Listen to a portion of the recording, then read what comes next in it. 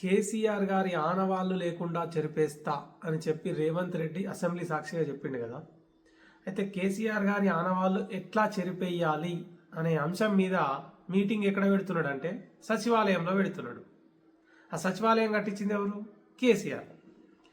ఏ కేసీఆర్ ఆనవాళ్ళు అయితే లేకుండా చేస్తా అని మీటింగ్ పెడుతున్నాడో, దాని గురించి మీటింగ్ పెడుతున్నాడో, ఆ మీటింగ్ కేసీఆర్ కట్టించిన సచివాలయంలోనే పెడుతున్నాడు అన్నట్టు.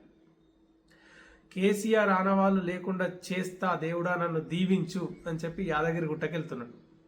ఆ యాదగిరి గుట్ట కట్టించింది వాళ్ళు కేసీఆర్. మళ్ళా అంటే కేసీఆర్ ఆనవాళ్ళు లేకుండా చేయడం కోసం నాకు శక్తినివ్వు దేవుడా అని వేడుకోవడానికి మళ్ళా కేసీఆర్ కట్టించిన అదే యాదగిరి గుట్టకు వెళ్తున్నాడు అన్నట్టు. ఇంకొకటి కమాండ్ కంట్రోల్ సెంటర్, అది కూడా కేసీఆర్ ఆనవాళ్ళని పూర్తిగా ఎట్లా చెడిపేయాలి అనేడానికి మీటింగ్లు, సరే వాళ్ళ పార్టీ మీటింగ్లు కూడా పెడుతున్నారు, అది వేరే విషయం. మరి ఆ కమాండ్ కంట్రోల్ సెంటర్ కట్టించిన వాళ్ళు మళ్ళీ కేసీఆర్ గారు. ఒకటి అయితే కేసీఆర్ గారి ఆనవాళ్ళు లేకుండా చేస్తా, కేసీఆర్ గారిని జనాలు మర్చిపోతున్నారు అని రేవంత్ రెడ్డి అంటున్నాడు. కానీ ప్రతిరోజు రేవంత్ రెడ్డే మర్చిపోతాడు. ఫస్ట్ కేసీఆర్ గారిని రేవంత్ రెడ్డే మర్చిపోతాడు. ఏ స్పీచ్ ఎక్కడ మాట్లాడినా, ఏ సభలో మాట్లాడినా ఆ ప్రతి 10 నిమిషాల స్పీచ్ ఉంటే అందులో 100 సార్లు కేసీఆర్ పేరు తలుచుకున్నది ఎవరు? రేవంత్ రెడ్డి గారు. ఫామ్ హౌస్లో ఉన్నా కూడా కేసీఆర్ గారి పేరు ఈ రాష్ట్ర ముఖ్యమంత్రే మర్చిపోతలేడు.